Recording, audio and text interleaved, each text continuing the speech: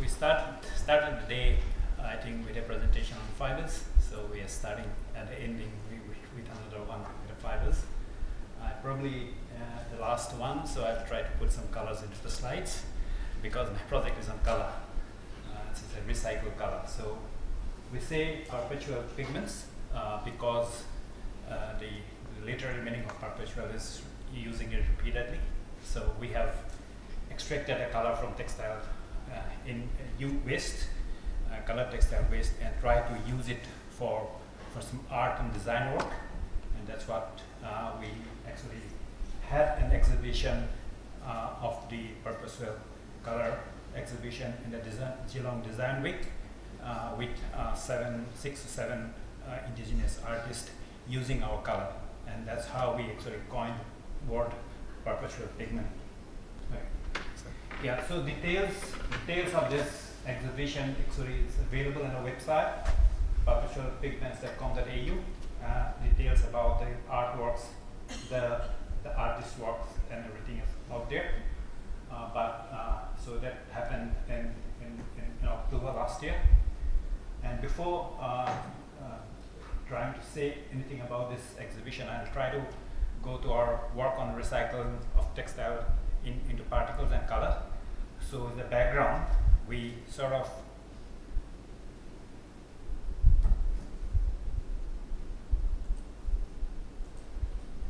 so we about 10-15 years ago we started working on producing particles from textiles, fibers. Idea was not for recycling, it was essentially we produced wool and silk particles to incorporate those into the synthetic filaments, and also to develop some personal care products. In that process, we essentially use natural fibers. Natural fibers are then chopped into very fine snippets. Either we go for a wet milling process to make a slurry or suspension of the particles, or we can dry them into a powder.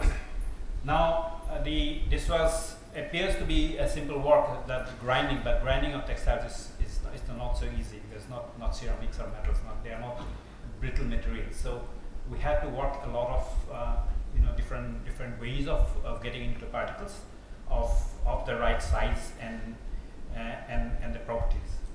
So for example, these are the particles of the initial work that we had. The particles were less than 10 micrometers.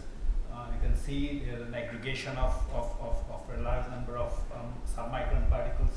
We could get into a submicron scale particles with a very controlled size distribution. You can say this particular one with submicron particles with about 100 nanometers to about 1 micrometers in range. So this particularly is important for our range of applications. And then we also looked at how we can actually create a particular different shapes and geometries, and also the surface properties. So these are some of the examples of using our tools, the milling tools, where we've been supported by the ANFF in getting some of the tools to create those particles. So then subsequently, after a couple of years, when we looked at using some of the colored textiles. For example, this is the alpaca hair, the alpaca gird hair, which is a waste product. So we just looked at producing these fine particles, and they retain the original color of the fiber. And with this particular one, for example, we tried to print using a standard screen printing process, and we found that it can be used as a pigment. And you can see either as a screen printing or a coating process.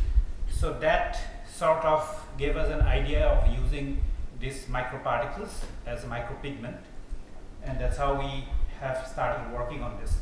So we can actually segregate the waste textiles into color, and then from each color we try to create the pigments, and pigments are essentially depending on size and of the pigments. There's a slight variation in the color, but sort of get the product of the required color. So this is an example of some of the pigments we produce for different colors. When you wet mill, we get a slurry, and then we hydro extract. We get sort of a dough type of thing, which you can directly use in a water-based formulations, or if it is an oil-based or non-water-based formulation, then you have to dry it into a particles and powders. There is an example of one of our industry partners which uses for example, towels on that one. So where we use some of the waste or induced the towels from Sigma from the company, and then we try to create those particles. Now this is an example of a close-up image of this the water extracted the products which you can directly use in a wet-based formulation, and if it's a dry powder, we can get this kind of the dry particles. Now, because of this, this gave us the idea of using this recycled pigments for textile for recycling textiles, or using it for back into textiles, and that's how we presented this idea in 2017 to the H&M Foundation, the Global Change Award, and we got it about 150,000 euro, which gave us the scope to work on this project further, where we then tried to create this kind of printed textiles. For example, these were developed here in Melbourne, where we used the different type of colors and then used a standard screen printing techniques to produce these fabrics. Subsequently, then we realized that this is not only useful for textiles, but we can actually use it for other applications as well. So we looked at different type of medias, for example, acrylics, oils, and inks. We found that they can be easily mixed in this kind of medias, and we can either use in kind of polymer products, or we can use one of our colleagues started using them as a paint and brushing and create some designs out of it. So that then is again some examples of using these colors for different types of products. Then this is where we received an Sustainability Victoria grant in 2022, trying to see whether you can actually take this one to other in the application of arts. So this is an example of an artist using these colors for creating on the ceramics, and then as part of this project, we actually have developed this exhibition, Geelong Design Week, the Indigenous Arts exhibition, where we had the company Ripker. Ripker was one of our industry partners, which have created those screen printed products. The designs were developed by an indigenous artist. So we also looked at using, for example, standard, the screen printing process. The idea was to give them the particles to the craftsmen and see how they feel about it.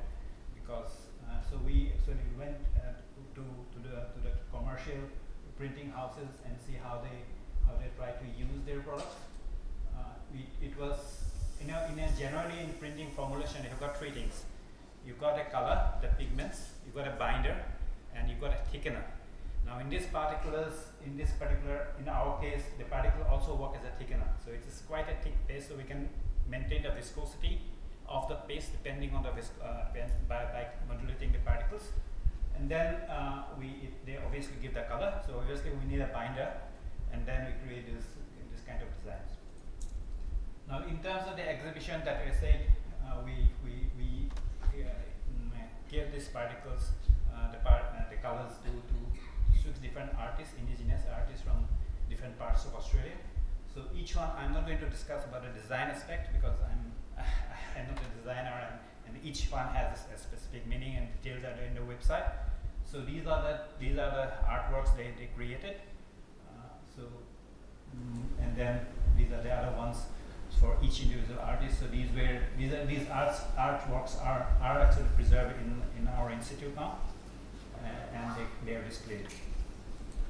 So the work actually received quite a lot of media attention recently. We had an Channel 10 project program, ABC News, and we also received this year an ANFF award for the gold Gold Award for this particular work, particularly for the design created by the indigenous artist. So this, as I said, we had this a couple of industry partners. The Textile Recycling Australia is the one which source those textile waste products and give it to us, the segregated ones. And then we have the Ripcal as a partner.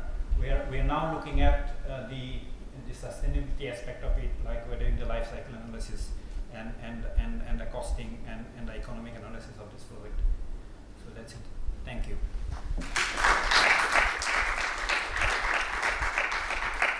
Thank you very much, Rangam. Any questions for Rangam? Yes? What about recycling your recycled particles to make it truly?